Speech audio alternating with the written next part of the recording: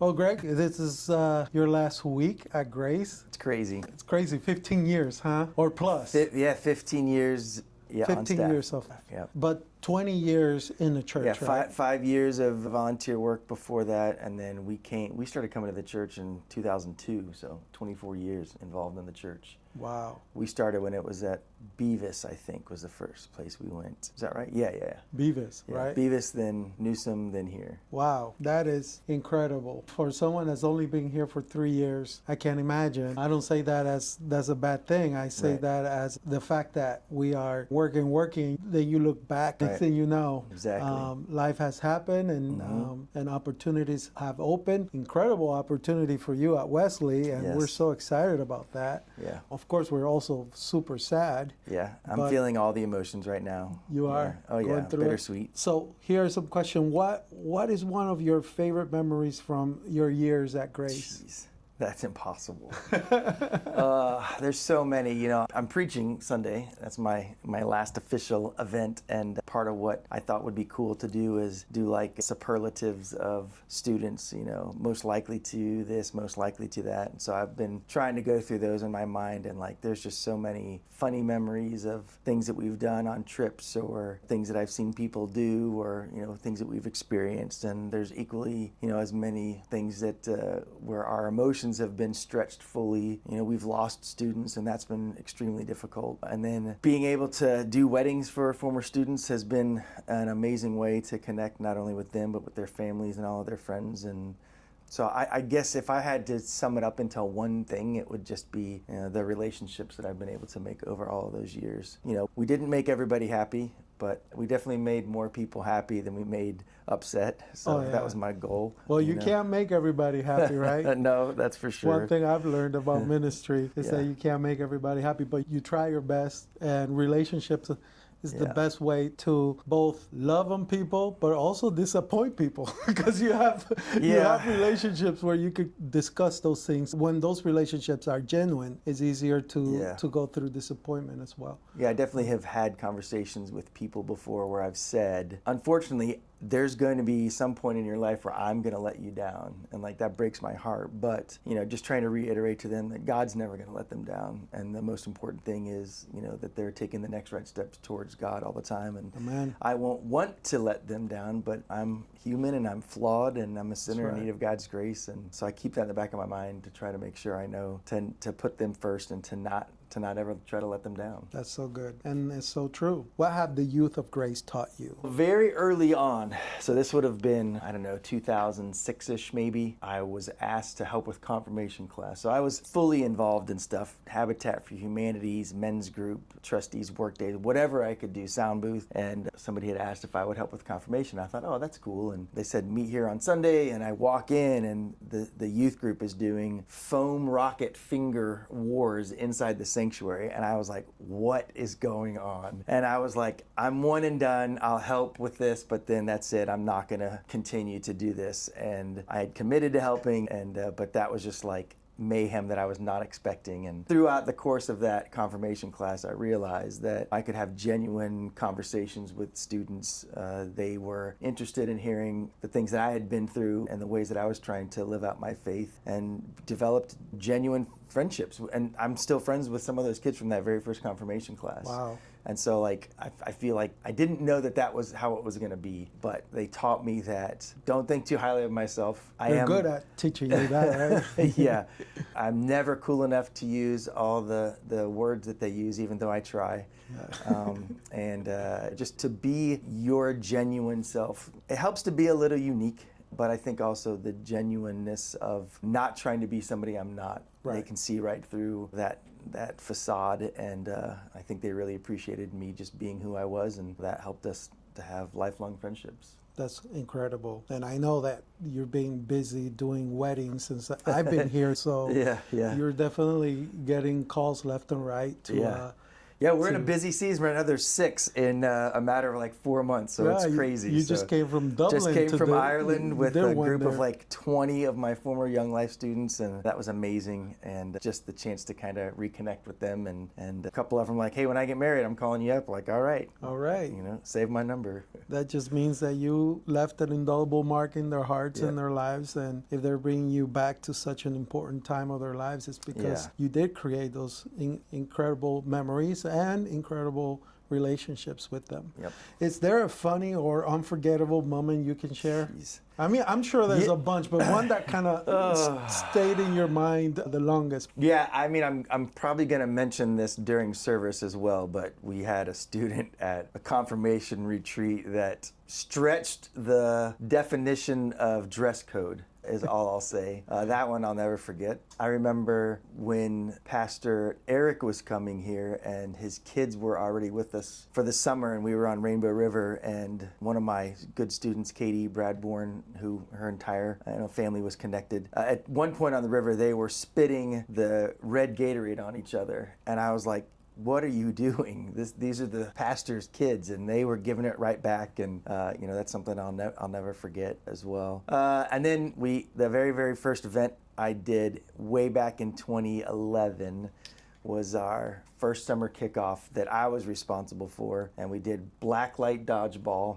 and we used the kickball style dodgeballs, not the little soft ones we use now. And I had 2 students then who were playing, I think, middle school age softball. They might have already been in high school, but they both went on to play D1 softball. And they hit this middle school girl in the head, and it knocked her off of her feet. And I thought, I've just murdered somebody at my first ever event. And so that, I never forget that one either. We actually changed the rules of dodgeball because of those 2, and that was one I'll never forget. Oh, and then another really good one. We went bowling. We come back from bowling. We're getting out of the cars to like use the restroom, and kids are getting in their cars to go home. And this one kid gets out and he takes a few steps and he looks down at his feet and he goes, and I look down and he's still wearing his bowling shoes. Oh wow! So his dad had to drive him all the way back down to Apollo Beach to swap out his shoes. So that one was pretty funny.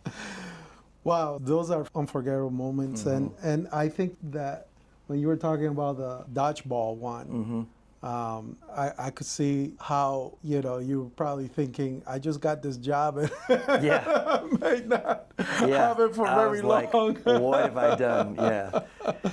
Now we use soft dodgeballs, and I can hit a kid from 5 feet away and it doesn't hurt, and I feel so much better after. Yes. So yeah. Well. Also, it's not as fun. I'm just saying. Yeah. But safety is first. That's right. Safety exactly. is first. So, what are you most proud of from your time here? I think seeing students go on to do things, seeing them stay connected to their faith, having them reach out to say, here's what's going on in my life. And I think that's probably been the greatest thing is we do what we can do. We help them try to learn as much as we can. We're very focused on helping our high school students be able to read the Bible, ask their questions, and answer their questions through inductive Bible study. And it's been great to see how they are still using their faith in their everyday lives and finishing school and doing well and getting good internships and getting good jobs and finding spouses and all of those things that just set up that generation of the church to go and do some amazing things. I feel like they have the feeling and the desire of wanting to do something, and it's just awesome to see how each one has a little bit of a different definition of what that is for them and what that is for the situation that they're in. So it's probably been the best. That's so great. And in the same line, what will you miss most about Grace Family? Well, I'm not going to miss lock-ins. I'll tell you that. I already asked my college students, do you guys want to just like stay up all night long and do lock-ins? They're like, absolutely not. Let's go. It's like we've moved beyond that point, right? Yeah, exactly. Yeah. Wait, ask the question again to make sure I don't get it wrong. So what will you miss most about Grace Family? I think we moved closer to the church when we'd started going for a little bit, and we decided decided that this is a place where we're going to be connected. This is before I was involved in youth ministry, and so I thought that was super important.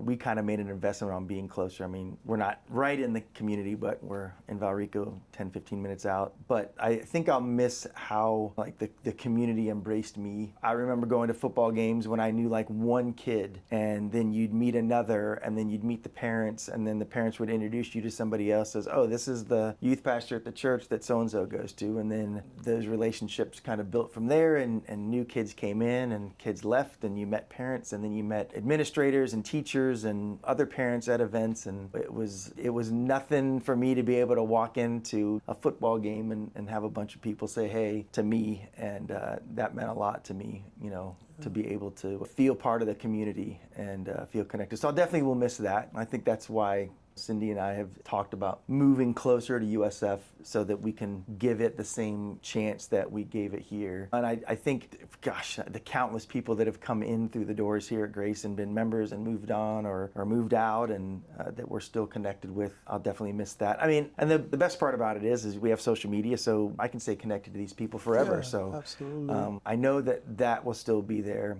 But yeah, just like this past Sunday, I think a new family had come the week before, but I finally got to meet them this Sunday, and their son came and played airsoft with us last night, and it was my God moment in our meeting yesterday, and I'm always looking for ways to get people connected. Yeah. Not to me, but to the church, to the students that are here. And if I can facilitate something that makes them want to come back, then I've done my job. So yeah. And you know, it's just that was like one of the last things I'm going to do is play airsoft with this kid I just met 2 days before. And back in my mind, I'll think about him as much as I think about anybody else. Like, I wonder if he's still connected. I wonder if he came to small group. I wonder if the family's going to be part of what we're doing here at Grace. So yeah. I think I'll miss that part because people can stay here. Where at Wesley, like I get them for 4 years. Right. You know, unless they're really smart, 3 years. If they're not smart and take 7 years, maybe I get them for an extended period of time. But like, or shorter, because they're like, or shorter because they bail. Yeah, don't quit school, kids. Yes, don't. I think that part is going to be new because they will eventually move on to other things. They're not going to stay at USF. Where here, the students move on, but the parents stay connected, or the students come home for summertime and I still get to run into them. So I'll definitely miss that part of it as well. And then, you know, just the support that Grace gave me over the years. Let me do some crazy things and trusted that I was going to do the right things, and always supported me, and I'll miss that. Yeah, well, you've done well. I do believe that your ability to connect with people is going to be the thing that we're going to miss the most here at Grace. You've helped me connect to this community in a very organic way. I have connections here because of introductions that you have facilitated, and that's been an incredible blessing to be able to kind of like cling on your reputation, so to speak, you know, on your influence at least. And so I'm thankful for that, and I'm sure the church is super thankful for that as well. And it's crazy you say that, because that's a full circle moment, because what I tell students from the very beginning, and I've told them this all the time, like, nobody's coming here to see me, but they will come here because you have a relationship with me and you vet me, you let me use your influence, you let me use your relationship with them to get them to say yes to come to do something. So for you to say that that's what you felt with me doing was just full circle moment. Well, you know, I've talked to so many people that come through this building for all the reasons they come through this building. Most of them, they deal with you first because you do a lot of the building stuff here and dealing with the tenants and all the people that come through. And most of them think you are the senior pastor. Well, it's because I'm old. Yeah. You know, so, you know, when I come by and because sometimes you can't meet them at the door and things like that, and they ask me what my role is, and I tell them, I'm like, oh, and what does Greg do? What is that? You know, and so, and I love that. I really do. I to me, I don't get high on positions or any of that stuff. But that just shows that a lot of people in this community view grace as synonymous with you. And so I don't view that as a bad thing. I view that as a person who has spent so much of their time serving this community. That's what will happen. And so I think that is incredible. And I'm thankful for that influence that you had on people who ended up coming to church because you either invited them or you had that connection with that family. We will have to do a lot of work when you're gone to pick up that kind of influence, and help people connect to grace in greater ways. We all will have to. It's going to have to be a team thing, right? Because you covered a lot of ground. So again, we're thankful for that. So in that same breath, what are you looking forward to in your ministry at USF Wesley? I always say UCF or... Yeah, you can't do that. No offense to my UCF people, charge on go nights, but don't get them confused. Yes. So USF Wesley. Yeah. I think it was a blessing this past year, even though it was a lot of work to have the 10 hours a week the conference gave me to do part-time work over there. Right. I mean, it was a lot to go back and forth and try to do everything I was doing here and everything I was doing there in the middle of a couple of bathroom remodels as well. So shout out to my wife for holding everything down and keeping us all sane. But I think it was just like when I had that first confirmation class here, and it let me realize, like, okay, I can have conversations with students, I can help them grow in their faith. Like, maybe this is something I should continue to volunteer to do. This past year at Wesley gave me that same realization and understanding, like, okay, they are adults, they are making decisions that are going to affect the rest of their life. I'm able to be in a position to help them think through that. And I got called into the office many times by students who just had to have a conversation, and I think that's not something I'll take for granted, but definitely something I'm looking forward to. And then I got to go last week to the end of the orientation session, so they bring down all the students who are on that day's orientation, and there's a bunch of tables and they're passing out things, and I was representing the religious and spiritual life group at USF. USF does a great job with their deans and their religious community there. We work together to help make sure that we're giving students everything that they need to be successful. And so we had a table there, and I got to talk to, 10 different families about faith and stuff and things that were going on. And so, it felt good to be there. Like, I felt out of place, of course, because I'm so old and compared to everybody else that's there. But even after the families went through, then there's a group of orientation leaders that are there. They're all college students, so we just struck up a conversation and started talking about life and what they're doing and faith. And so I was like, in the back of my mind, I was like, okay, we can do this. And so I'm looking forward to, like, the nuances, but I'm also looking forward to the relationships that I feel like are just going to be an extension of what I've been able to experience here. Awesome. I'm looking forward to seeing how God is going to use you at USF Wesley. I want to have a fast forward. It's South Florida Wesley. You have to get it right, though. Did I say it wrong already? Well, but like FSU Wesley has their thing and Gator Wesley has their thing, so we're South Florida Wesley. So drop the U? Yeah, no USF, just South Florida Wesley. All right. Yeah. So South Florida Wesley, I'm learning things too. I got to get you a T-shirt, and then you won't forget. So. No, I was going to say that I wish I had like a fast forward button in life to see how God is going to use you and how kids are going to be blessed by your ministry, and not kids, but young adults now are going to be blessed by your ministry. And just like you said, how we like to see things continue on here and grow. And I do believe that this is, timing wise, for me, obviously it sucks, right? Because you do so much here that I'm going to miss a lot of that. But you said I had introduced you to a lot of people. You're going to get to meet a lot more people when I start forwarding emails to you. Yeah, that's definitely going to miss a lot of people. Greg used to do this. So definitely. But yeah, I'm going to miss you, but also going to be looking forward to what God will do in and through you. And I feel the exact same way about you here at Grace. What message would you like to leave with your youth? Well, I say this all the time, next right steps. They're going to experience things in their life, and they're going to feel guilt and regret, and the world's going to tell them that they're not good enough, or that how can you go to church if you're involved in this, or how can you say you love God if you treated this person this way. And it's about grace, and it's about next right steps and learning how to love everybody that God created, which is everybody. Yeah. The way that Jesus would love them. So I think that's what I would say is next right steps, love like Jesus, and Yeah, what I that's would say. great. And come to church. Yes, please. Goodness, yeah. Absolutely. Small groups are still going to be happening. We're That's working on right. some Sunday night stuff now. Sunday morning is still happening. So yeah, come to church. If you only had 3 words, how would you Impossible. I know that's impossible.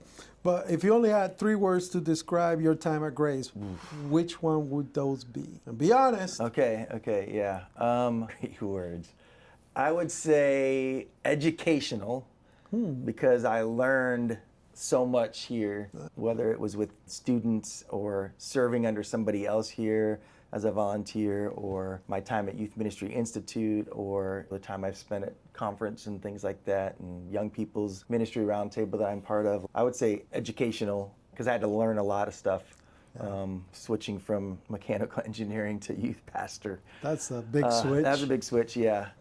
I would say, so educational. I would say fulfilling would be one, because I do feel fulfilled. I feel like I've been blessed to be able to be involved in the stories of so many people and walk alongside them and see them do some amazing things and help them pick them up when they're down and help them experience emotions when they're feeling sad, and watch them succeed through joy. So I would say fulfilling would be the second word. And what's the third word? Educational, fulfilling, and I would just say unexpected, because I didn't think way back then that this would be something that would have happened. Some of my friends who know me very well when I was younger, like, what? Greg's a youth pastor? Greg Rush? They had those thoughts and questions. In my mind, I had a path laid out from an engineering point of view. About I still have designs in my head for products I want to make someday, and anybody that's looking for a product, I got something for you. Hit me up. So like I never thought that it was going to be a full switch from one direction to another. I mean, I know a lot of people who have done bivocational ministry and done 2 different things and been successful, and I was able to do that for 10 years really, because as a volunteer and as a part-time person, that's what it was. And then making the switch to full-time ministry was unexpected. I didn't, I knew that was a potential, but I just thought, I'm not going to get there. That's not going to be what it is. And now making another switch to full-time ministry in a different area, I would say would be unexpected. So I think the story of it's Elijah asking to see God and hiding in the cave, and Elijah hears the wind and God's not in the wind, and the fire and God's not in the fire, and the earthquake, and then it's this whisper, and that's where he sees God. And so I would say that Elijah would have said that was unexpected. And so I would say that's kind of what it has been for me, is unexpected, how God could take somebody like me who's made all the mistakes and still say, you know what, there's worth and value, and I'm going to give him an opportunity to share that with other people to help them in their journey. That's so good. And I think that it's incredible that you gave that example, because many times people think that success is in the big stuff, you know, and there's success in the whisper, and there is success in just steadily being faithful for 15 plus years, putting your head down and doing the best you can, and quietly loving God and loving young people.